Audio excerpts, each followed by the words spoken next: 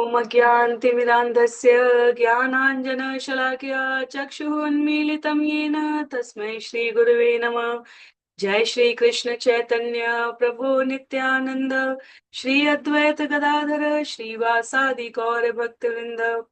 हरे कृष्णा कृष्ण कृष्णा हरे हरे, हरे राम राम राम हरे हरे। हरे कृष्णा कृष्ण कृष्णा हरे हरे, हरे राम राम राम हरे हरे।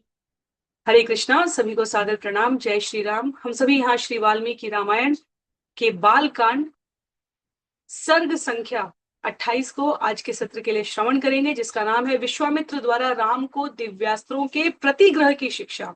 तो करीब 25 श्लोक है इस अध्याय में। बहुत महत्व का ये अध्याय हमारे लिए, पर इससे पूर्व संक्षिप्त पुनरावृत्ति करते हैं, जहां विश्वामित्र द्वारा श्री राम को अस्त्रों के ग्रहण करने की शिक्षा दी गई थी, प्रदान किए गए थे दिव्यास्त्र। और हमने वहां पर जाना था विभिन्न प्रकार के चक्रों के बारे में, पाशों के बारे में, विभिन्न प्रकार की गदाओं के बारे में, राक्षसों, पिशाचों, यज्ञों, यक्षों, गंधर्वों के द्वारा प्रयुक्त किए जाने वाले अस्त्रों के बारे में। तो फिर इस अध्याय का क्या आशय है? ये अध्याय बहुत महत्व का है, इसलिए क्योंकि दिव्यास्त्र प्राप्त करने के पश्चात प्रतिग्रह, उन्हें वापस कैसे बुलाएं। यदि हमें महाभारत की घटना का स्मरण हो, जहां अश्वत्थामा ने ब्रह्मास्त्र छोड़ तो दिया, पर वापस कैसे बुलाना है, इसकी शिक्षा, प्रतिग्रहण की शिक्षा। तो इसलिए इन सरल श्लोकों के द्वारा आज के सत्र में हम ये जानने का प्रयास करेंगे कि भगवान ने मात्र ग्रहण नहीं किया, अपितु जब भगवान आवश्यकता के अनुसार उनका प्रयोग करें, तो भगवान यह यहाँ पर शिक्षा दे रहे हैं। वह विश्वामित्र मुनि से प्रश्न करेंगे कि भगवान इन्हें वापस कैसे बुलाए जाते हैं।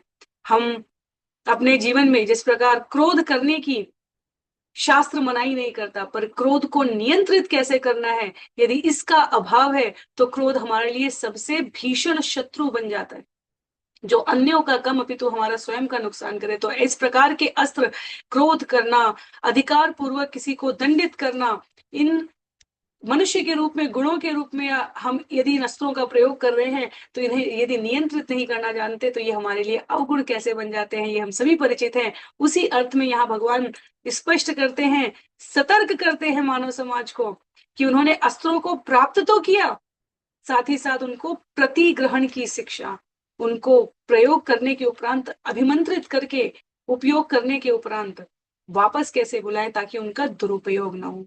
तो बहुत बहुत ही महत्व का अध्याय है। कहते हैं यहाँ पर, प्रतिगृह ततोस्त्राणि प्रहष्ट वदन शुचि गक्षन्नेव च काकुत्सो विश्वामित्र था ब्रवीत। उन अस्त्रों को प्राप्त करने के पश्चात स्वयं को शुद्ध करने के जब भगवान श्री राम प्रस्थान करने वाले थे, तब प्रसन्न मुख ककुत्स वंशज भगवान ने विश्वामित्र जी से कहा कि कृपया क्या करें, गृहीतास्त्रोस्मि भगवन् दुराधर्ष सुरासुरे अस्त्राणाम त्वहम् इच्छामि संहारम मुनि पुंगव। हे भगवान, इन अस्त्रों को प्राप्त करके अब मैं सुर असुर के लिए दुराधर्ष हो गया हूँ। हे मुनि पुंगव, मैं अब उन अस्त्रों की संहार विधि जानना चाहता हूँ। प्रतिग्रह या वापस लेने की क्या विधि है, वह भी बतला दे, क्योंकि उन मंत्रों को सीखना आवश्यक है जो मंत्रों की नियुक्ति करके इन प्रयुक्त अस्त्रों को वापस लाने के लिए प्रयोग हो सके। बहुत महत्व का। कहते हैं श्लोक संख्या 3 में, एवं ब्रुवति काकुत्से विश्वामित्रो महामति संहारम व्याजहाराथ धृतिमान सुव्रतः शुचि। एवं ब्रुवति काकुस्तम, जब काकुस्त राम ने ऐसा कहा, तो महायशस्वी महामति विश्वामित्र ने संहारम व्याजहाराथ, अस्त्रों की संहार विधि हेतु धृतिमान सुव्रतम शुचि, सुव्रत एवं निर्मल व्यवहार से संहार विधि हेतु मंत्रों का उच्चारण किया, अर्थात वह भी बतला दिया। सत्यवत सत्यवंतम सत्यकीर्तिम दृष्टम रभसमेव च प्रतिहारतरम राम परामुखम वांगमुखम। उसके उपरांत उन्होंने कहा, हे राघव, हे सत्यवान, हे सत्य कीर्ति, धृष्ट, रभस, प्रतिहार, परांग मुखम, अवांग मुखम, परांग मुख और अवांग मुख, ये आरंभिक अभिमंत्रित प्रथम बतलाए जाने वाले प्रतिग्रहण की प्रयोग के लिए मंत्र हैं। आगे, लक्षाक्ष विषमोचैव दृढ़नाभ सुनाभको दशाक्ष शतवक्त्रोच दश शीर्ष शतोदर। उसके उपरांत लक्षाक्ष, विषम, दृढ़नाभ, सुनाभ, दशाक्ष, शतवक्र, दश शीर्ष, शतोदर। क्रमबद्ध तरीके से ये वो मंत्र हैं जिनके द्वारा इन अस्त्रों का प्रतिग्रहण किया जा सकता है। उसके अतिरिक्त कौन है? पद्मनाभ महानाभो धुंधुनाभ सुनाभको ज्योतिषम कृष्णम चैव नैराश्य विमलावुभो। उल्लेखित करते हैं, पद्मनाभ, महानाभ, धुंधुनाभ, सुनाभ,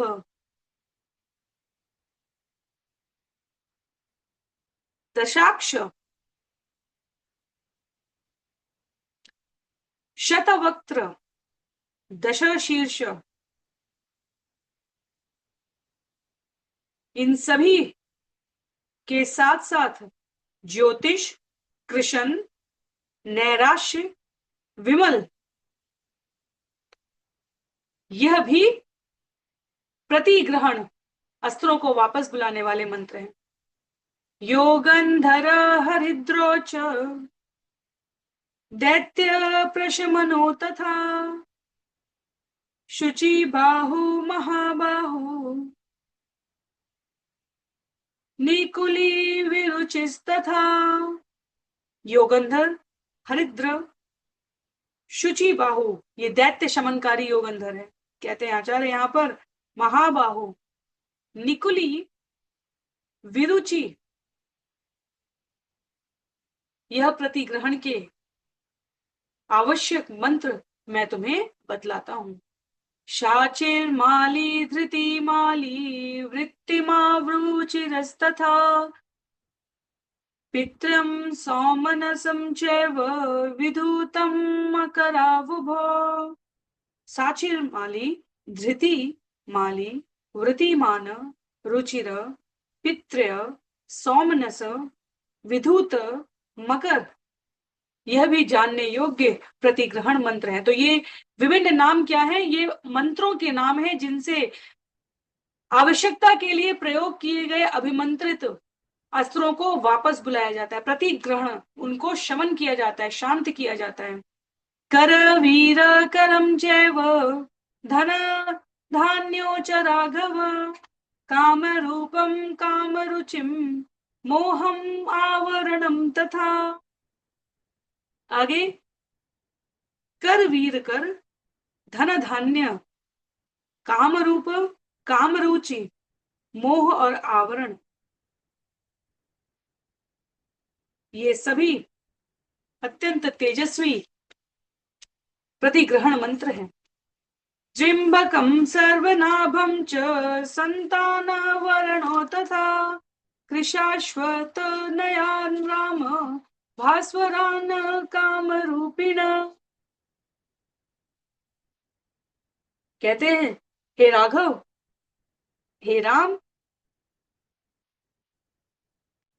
मुझसे कृशाश्व के इन प्रभावान पुत्रों को ग्रहण करो। किसको किसको? जृंभक, सर्वनाभम, संतान वर्ण, ये काम रूपी तेजस्वी अर्थात अपना रूप परिवर्तित कर लेने वाले हैं, प्रतीक्षम मम भद्रम ते पात्रभूतोऽसि राघव बाणमित्येव काकुत्स प्रहष्टेनान्तरात्मना। इन्हें प्राप्त करने के लिए तुम सुयोग्य हो, तुम्हारा कल्याण हो, तुम इनको ग्रहण करो, क्योंकि हे राघव, यह तुम्हारी शरण में रहकर दुरुपयोग नहीं होंगे। और भगवान श्री राम ने प्रसन्न होकर कहा, प्रहष्टने आंतरात्मना। बहुत सुंदर। दिव्य भारस स्वर देहाश्च मूर्तिमंत सुख प्रदा केचिदरांग सदृशा केचिद धूपम उपमास्तथा। महामुनि विश्वामित्र से उन सभी अस्त्रों को उचित है कहकर ग्रहण करने वाले काकुत्स श्री राम ने उनकी प्रशंसा की है। किनकी? जो ये अभिमंत्रित किए जाने वाले, प्रतिग्रहण किए जाने वाले विभिन्न मंत्रों के उच्चारण के संग विश्वामित्र द्वारा उन्हें ज्ञान रूप में प्रदान किए गए। लिखते हैं यहां पर, उनकी देह प्रशंसनीय, प्रभावान, दृढ़, आह्लाद प्रदान करने वाली है, और वे सभी श्री रामचंद्र के समक्ष उपस्थित हुए हैं। कौन? जो इन मंत्रों को धारण किए हुए देवता हैं। कुछ अंगार के समान काठ कोयले सदृश हैं और कुछ धूम धुएं के समान हैं। तो यहां स्पष्ट है कि मंत्रों को स्वीकार करते ही, जैसे ही भगवान ने उन्हें स्वीकार किया, मंत्रों के अधिष्ठाता देवों की वहां प्रत्यक्ष उपस्थिति हुई है।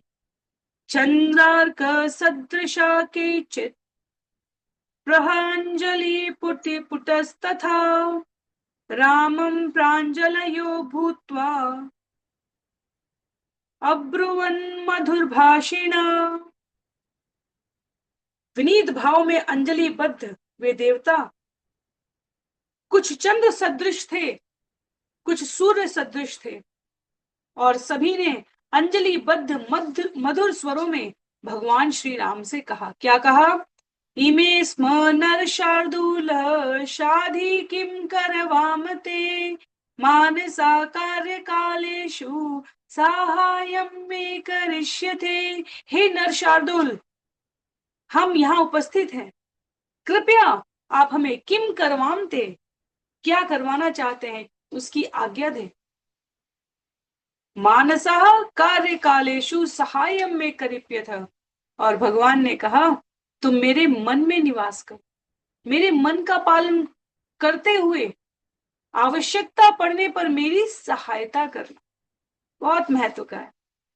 गम्यतामिति तानाह यथेष्टं रघुनंदन अथ ते रामामन्त्र्य कृत्वा चापि प्रदक्षिणम्।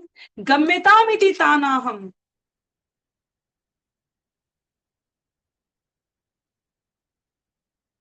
अपनी अपनी इच्छा के अनुसार जहां चाहो वहां जा सकते हो।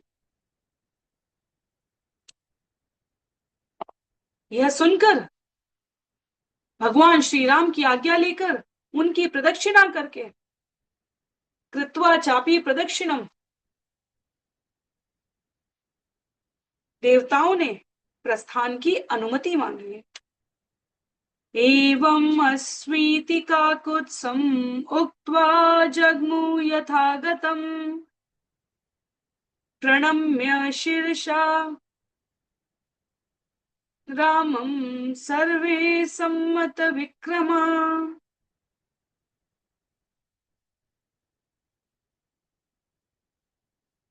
स च तान् राघवो ज्ञात्वा विश्वामित्रं महामुनिम्। तो इस प्रकार भगवान को शीश नमन करके वे सभी देवगण वहां प्रस्थान कर गए जहां से वह प्रकट हुआ था।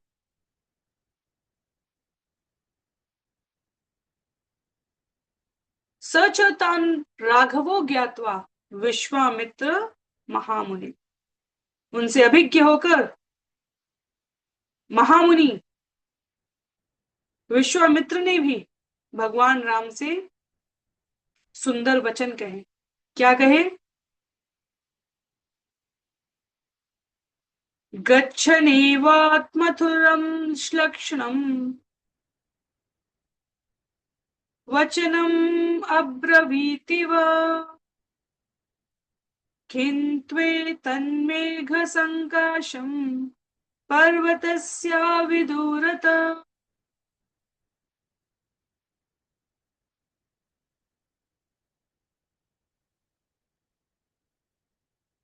सभी अस्त्र शस्त्र पाकर श्री रामचंद्र जी ने ऋषि प्रवर विश्वामित्र जी को संबोधित किया। क्या कहा?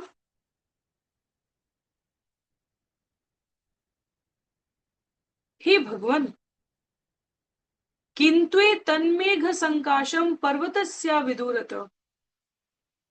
ये जो वृक्ष समूह है जो पर्वतों से बहुत दूर नहीं है, ये क्या है? ये तो मेघ के समान दिख पड़ते हैं।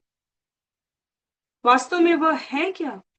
तो भगवान का यह प्रश्न सुनकर उत्तर देते हुए कहते हैं आचार्य, वृक्ष षण्डं मितो भाति परम कौतूहलम हि मे दर्शनीयं मृगाकीर्णं मनोहरम अतीव च। यह देखने का, जानने का मुझे अत्यधिक कौतूहल हो रहा है। अनेक वन पशुओं से युक्त, नाना प्रकार की मधुर ध्वनियों वाले पक्षियों से अलंकृत यह दर्शनीय मनोरम स्थान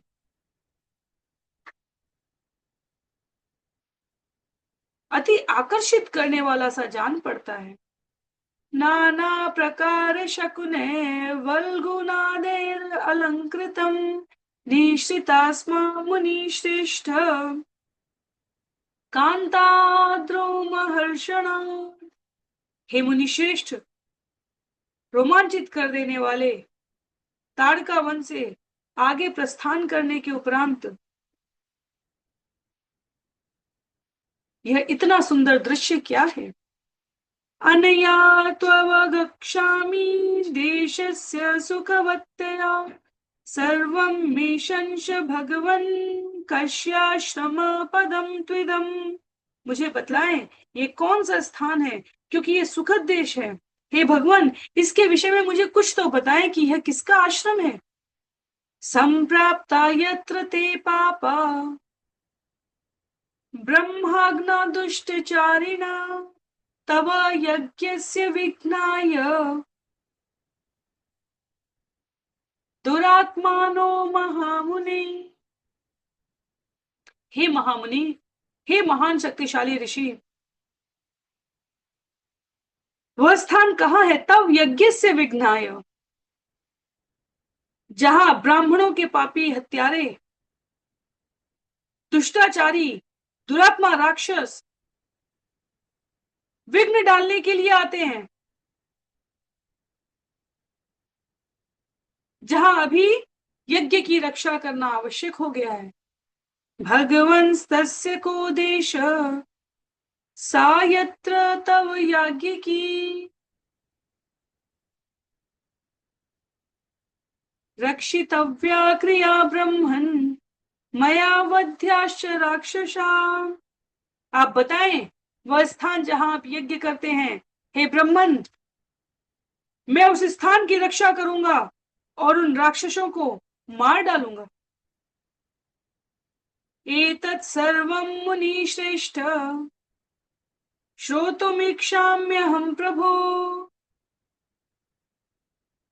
कहते हैं उन सब विषयों के विषय में मैं श्रवण करना चाहता हूं। हे मुनि श्रेष्ठ, हे प्रभु, कृपया आप मुझे मात्र सूचित कर दें। तो एक श्लोक जो यहाँ आपको स्क्रीन पर नहीं दिखा, पर जिस पुस्तक के आश्रय में हम सभी हैं वहां इसको प्रस्तुत किया गया है कि यह जो भगवान विश्वामित्र जी के आदेश पर सभी उत्तम अस्त्रों को ग्रहण करते हैं और उनके प्रतिग्रहण के सिद्धांत को जानते हैं, उन्होंने लक्ष्मण जी को भी प्रदान किया है। तो इसके लिए श्लोक यहाँ पर जो स्क्रीन पर दिख रही पंक्तियां हैं उसमें नहीं चिन्हित है, पर क्योंकि जो पुस्तक हम आश्रय में ले रखे हैं, जो बिल्कुल आरंभ में आप सभी देखते हैं, जो पूर्ण पुरुषोत्तम भगवान के संबंध में भक्ति वेदांता स्वामी श्रील प्रभुपाद के विभिन्न शिष्यों के द्वारा विभिन्न संप्रदायों से संकलित भगवान राम से संबंधित ज्ञान के आधार पर है, उसमें एक अतिरिक्त श्लोक है जहां उल्लेख आता है कि विश्वामित्र जी के आदेश पर भगवान ने यह सभी अस्त्र के प्रतिग्रहण मंत्र भी लक्ष्मण को प्रदान किए हैं। तो वाल्मीकि रामायण को आधिकारिक रूप से प्रस्तुत करने के लिए, क्योंकि विषय बहुत वृहत है, यदि किसी अन्य प्रकाशन में आपको कोई श्लोक ना दिखे या किसी में अतिरिक्त श्लोक दिखे, तो इसमें बहुत अधिक श्रम करने की और भ्रमित होने की आवश्यकता नहीं है।